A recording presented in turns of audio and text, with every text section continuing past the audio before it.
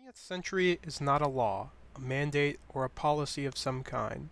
So what are we repealing?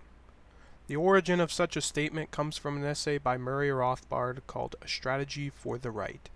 In this detailed account of the history of the Old Right, or the coalition of right-wingers against the New Deal and the policies that came from it, like the Great Society, Murray Rothbard refers to one attack by the New Deal supporters that the evil plan of the radical right is to repeal the 20th century, questioning who could ever want to do such a thing.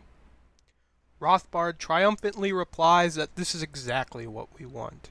Rothbard characterizes the century in terms that even mainstream historians will use, such as the century of horror, collectivism, mass destruction, and genocide.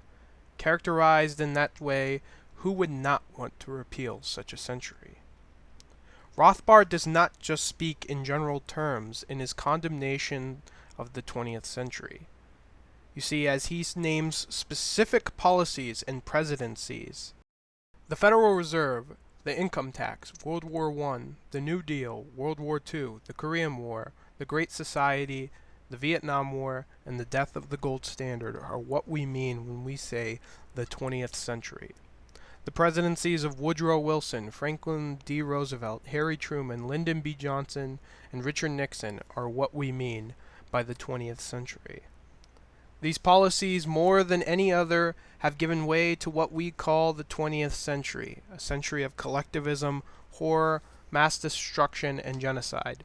It was a downward slope that began with Woodrow Wilson's scheme to depress the economic power of the individual by creating the largest and most powerful central bank in human history, in the Federal Reserve, that has continued to devalue the currency of this country and subsequently take it from those who earn it through the income tax.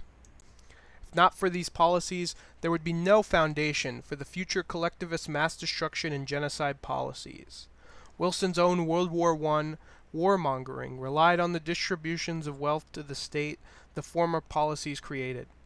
The intervention in the affairs of Europe could not have happened without them, let alone spiral into the modern-day intervention the United States engages on a global scale, and is seen in all the wars fought by the U.S. in the 20th century and now into the 21st. Murray had an extremely optimistic outlook on our chances to succeed in the endeavor of repealing the 20th century before the 21st, as he was witnessing one of the most historic feats of the 20th century happen as he wrote this very essay. He witnessed the fall of the Soviet Union, a crushing defeat for communist ideology that still haunts them to this day. Unfortunately, though, Murray was wrong that the fall of the USSR would trickle over into the fall and repeal of the 20th century's disastrous policies, and even that it would signal the death of communism and socialism as popular ideologies in the West. The unfortunate reality is that the 20th century has begun to trickle over into the 21st. The 21st century's early years have so far been defined by the similar collectivism and horror that defined the previous, with policies such as the creation of the NSA, the Patriot Act, immigration and customs enforcement, and immense growth of the regulatory state and its ability to plunder the wealth of the citizens under its rule. One of the most recent being an infrastructure bill that, in addition to adding to the bloated budget of the state, allows the state to tax cryptocurrencies.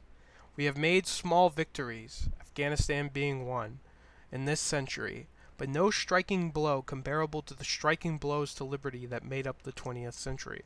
This is why it's so important to have a strategy for the right, or more importantly, a strategy for libertarianism. This is the purpose of a channel dedicated to the reasons why and how we shall repeal the 20th century.